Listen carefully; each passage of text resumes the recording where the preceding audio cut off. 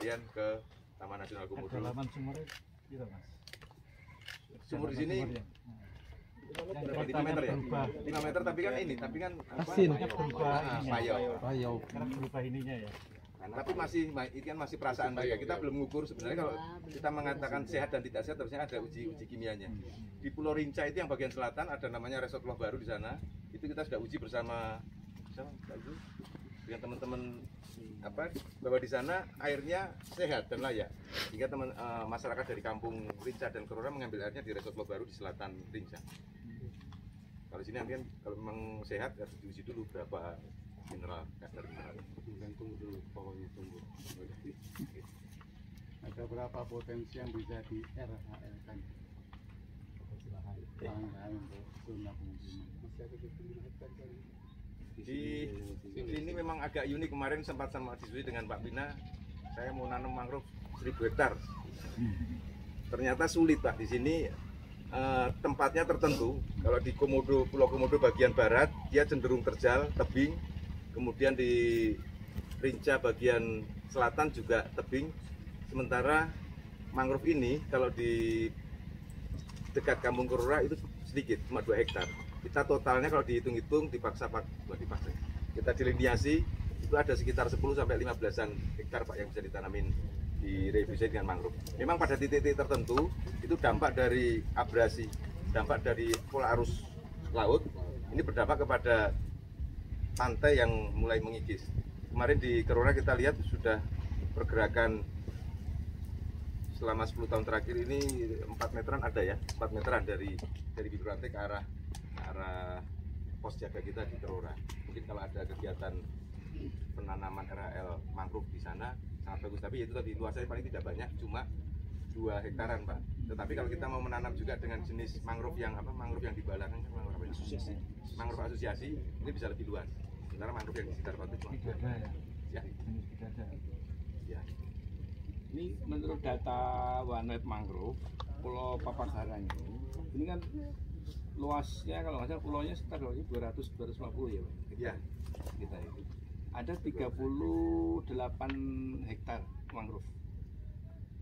Mungkin bukan berada di sini tapi ada di sana. Jadi kira-kira setengah dari pulau itu dikelilingi oleh mangrove 38 hektar. Sebelah sana ya Pak ya. Yang katanya sudah ada ini juga ya upaya untuk kayak ekotourism Pak ya. Ada trekkingnya kan. Di bawah itu Pak. Ya. Di bagian timur ini Pak. Bagian timur ya. Kita melakukan itu ya. Ya. Dan di Komodo sendiri di Taman Nasional ini ada juga saya lupa datanya berapa ya. Kalau nggak salah total lu kalau nggak salah 300-an hektar mangrove ya di kawasan sini ya. Itu masuk Manggarai Barat maksudnya. Oh ya. 300-an. Kalau di Labuan Bajo itu semua mangrove di luar kawasan hutan. Di luar kawasan Pak, kita ada tanam mangrove itu ada dari tahun 2009 itu ada 100 hektar Pak. Manggarai Barat. Di Manggarai Barat di Tiram. Kemarin juga saya survei lagi di sana itu ada 80 hektar Pak di Tiram. Tetapi karena kebetulan saya kan bergerak di satu badan balai di Projamin Pak. Saya di Projamin, kebetulan saya di Projamin ketua PM-nya. Jadi saya punya kewajiban mensurvei semua itu untuk diajukan kepada pemerintah supaya itu dimanfaatkan. Karena dia itu kan program itu kan dia itu berantai. Di bakau itu kita tanam bakau, habis itu perdayakan kelompok masyarakat, buka tambang udang sama kepiting. Ya tujuannya ke para wisata juga Pak. Jadi kebetulan saya bergerak di JMP-nya di Projamin itu Kabupaten Manggarai. Jadi kemarin juga saya pernah sampaikan sama Pak Agus, mungkin ada anggaran di balai di provinsi untuk mangrove. Dan karena lokasinya ya, habis itu kelompok kerjanya ada 50 orang. Sudah mereka kelompok kerjanya itu sudah mengetahui kepala desa semua dengan nomor NIK-nya semua anggota itu. Jadi kemarin saya sudah WA ke Pak Teo nama kelompok dengan jumlah anggotanya dengan luas lahan. Jadi habis itu mangrove yang seperti Pak Kepala Balai tadi bilang, kebetulan saya juga survei semua juga mangrove itu di pantai selatan sebelah Kep ke sana, itu kan wilayah hutan tutupan semua Pak.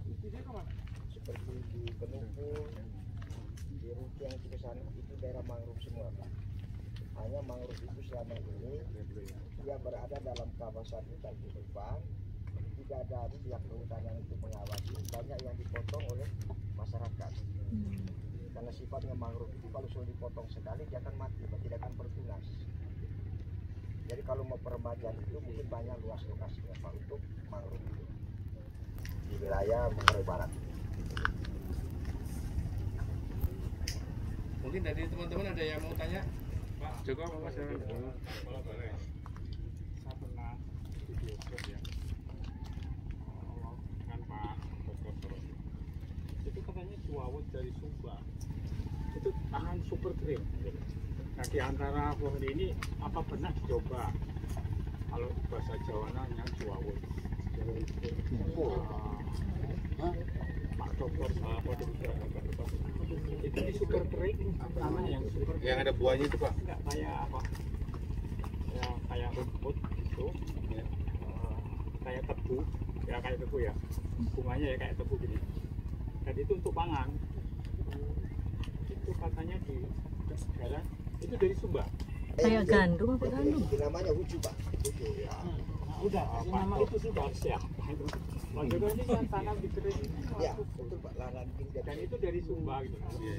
Saya teringat tadi di sini begini kan dekat Sumba ya, dan Sumba kan tahu Pak kering sekali ya. Kok coba gitu loh. Pak Kepala Balainya mana? Pak balik ambil gitu. Coba di sini. Jangan-jangan Ini Pak ada juga lokasi kami RAL yang uji coba sama Pak. Ada 5 macam ya kita coba. Seharusnya yang masuk itu balai penelitian seharusnya. Dari di ujung masuk itu Pak tanaman. Ternyata yang hidup itu tahan cuma kesambi ya. Sambi supaya tahan. itu untuk pangan. Ya. Itu juga di mana bawahnya? Tolong, saya ingatnya tadi sini Sumba gitu. Dia pernah ngomong ini dari Sumba. Bagus, makasih banyak Pak. Itu kering sekali, Sumba kan kering sekali ya. Bisa ditanam sini ada pagarnya soalnya Pak. Kalau nggak ada pagarnya habis. Coba. Soalnya pendek-pendek kan Pak. Kayu putih Pak. Ya, kayak Oh nggak bisa Pak. Ya, eukaliptus itu kok. Coba Kayu putih kasih, ya sejenis itu ya. Ini kayu putih. kalau ya Yang daunnya kecil. Cucu. Ya. Kayu putih itu harus ada tanah lempungnya. Masih ada. Harus ada lempungnya. oh, nanti waktu ke Bogor, waktu ke Jakarta, masih ke Biodrome udah. Lalu Pak Dokternya Pak. Ayah kecil kayak Ini tuh desain itu udah punya bunga. Sambi ya. Nah, itu Pak. Saya cuma sendiri ingat itu dari Sumba. Padahal Sumba itu super kering. Kalau di sini kan hampir sama. Nah, mungkin lah. Kemarin dari kunjungan Komisi 4 dan Pagarori. beliau pesan itu tamarindus Pak, asam.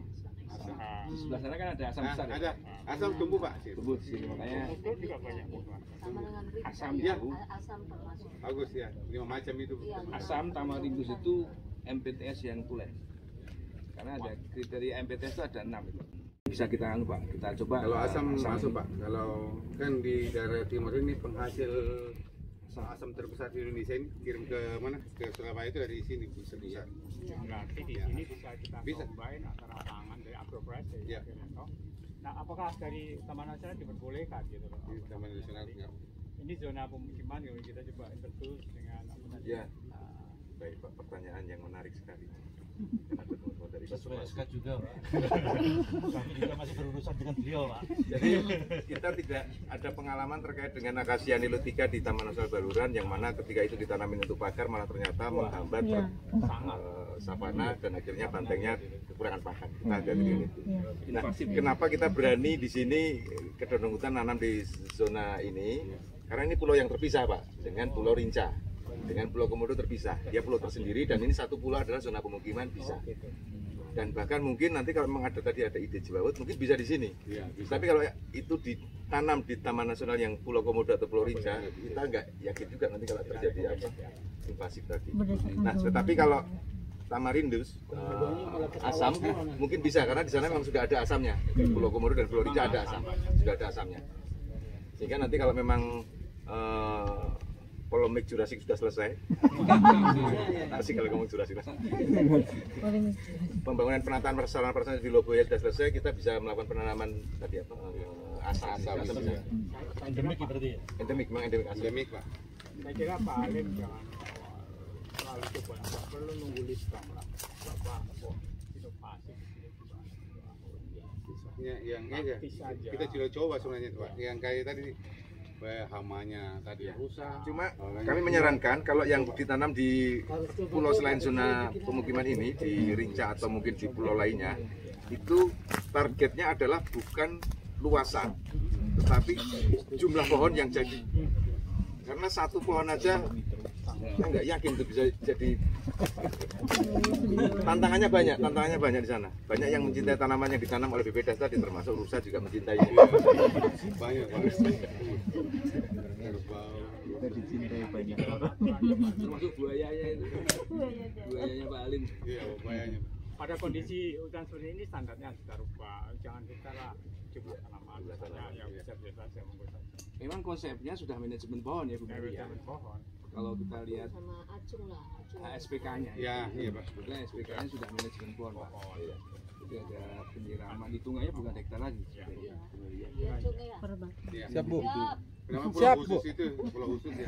Khususnya yang Rinca, mungkin kalau ini perlu dihitung lagi Bu Mary. Iya, Ini kan ini belum sih Yang tukang bikin HSPK ini kan belum ya, dua lupa orang ini. saya. Baru dua Bu, yang di Pulau Bajo sama yang di Ah, Rinca aja. masih dua ini enggak ya? Iya, belum ini ya, enggak. belum kita hitung. Oh, jadi masih pakai standar. Ini masih standar ini Pak. Iya. Terima pantun itu Makanya tadi maunya Tapi karena- sebenarnya Karena dia udah bisa 90% Pak, makanya kita biarkan aja standar. Pemeliharaannya lah. Yang kedua bahwa saya itu apa namanya jenis yang bunganya kuning itu kan dari NTT ya. Apa Pak? Kasia siame ya? Ya. kita sudah tanam yang di sana Nah, ya. di sini kan Makasih. saya lihat ini Pak. Sakura Rinca namanya Pak. Ini kulitnya Murah tebal ya, sekali ya. yang bunganya itu Pak Lupita. Itu anu kuning kabel. Ya. Sakura sumbang. Jadi saya yakin kok bisa tuh. Persamaan itu loh, kulitnya kan gembung gitu dia. Dia mengikat air. Sama. Iya. Sudah kita ngembangkan Pak di PP Bajawa. Tapi kalau taman nasional kan biasanya cari tanaman yang endemiknya Pak. Nah, ini kan zona itu kan ya. Ya, tapi kita endemik tanamannya di sini enggak. Atau nanti SK keluar dari SK gimana? SK-nya Iya. Nah, ini berurusan nih Ya, sama berdua ini masih berurusan ini belum selesai. Sama Pak Jenman. Kayu manis ya Pak. Oh, iya. Kayu manis. Tanaman yang mirip seperti ini kan gluriside ya. Iya, dari situ. Terus mimba atau mimba? Mimba, ya, Pak. Indika itu. Ya. Terus apa lagi juar. Johat. Ini sekedar informasi ya. Sabi, Ini Pak. batanya ini kalah betadin Pak. Kalau Bapak luka ini terus Jadi batanya ini juga Pak. langsung Mana golok? tes dulu tes ya. Jadi itu Pak. Jadi kalau diperas ditumbuk biasa kalau di jalan ada anak tabrakan jatuh langsung diambil kulitnya ini tumbuk terus ini langsung kayak nyambung kulitnya tuh gerak gitu. Sama pedisnya ya. Dondong hutan aja dondongnya mah. Jadi itu nggak otomatis kalah dengan ini Pak. Betadin itu kan alami. Buahnya Pak. Ada Sama ada begini aja bunga saja. Spondia spinata ini. Spondia spinata. Jadi dondongnya ada nih. Nggak ada Pak. Tapi kalau lihat anunya ada sih di Wikipedia ya. Ada buah. Oh, betul. Yang buahnya kecil. Ya, saya kira laboratorium Pak Alim. Tidak berbuah. Laboratoriumnya Pak Alim bisa melahirkan apa tadi standar-standar Bumeri. Itu tadi yang bisa dapat ilmunya harus di dalam 2 bulan dulu, 2 minggu dulu, itu ilmunya dari mana itu Bapak itu? Kalau ada literaturnya itu? Nggak ada, belum ada itu. Belum ada literaturnya. Ada cuma dibikin nanti tulisannya. Inilah Pak uji coba ini nanti, baru kita bikinkan itunya. Bukan Iya. panduan. Biasanya Hah? Siap. Terus ditulis itu Pak ini 2 minggu dulu. Mas. Sama dengan Termasuk dia nakoda, Pak. Nakoda, Pak. Dia punya kapal soalnya, Bapak. Jadi dia tahu nih Pak, ini sudah angin. Untuk outputnya adalah tutupan lahan. Saya kira-kira untuk TN Komodo ini berapa persen tutupan lahannya dikaitkan dengan upaya PE-nya seperti apa, pemulihan ekosistemnya? Dari daratan seluruh TN yang luasnya 173.000 hektar, daratan itu 30%, 58.000 hektar. Dari 58.000 hektar daratan itu 70% adalah savana. Iya. Nggak ada pohon. Pertanyaannya, apakah savana ini perlu di PE? Nah, ini kan.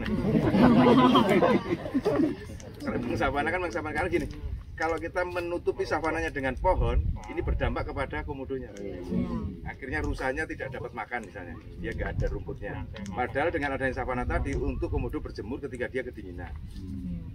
Ini perlu kita hati-hati. Sehingga pemulihan ekosistem ini lebih kepada mangrove yang kena abrasi atau pemulihan ekosistem adalah pemulihan ekosistem terumbu karang.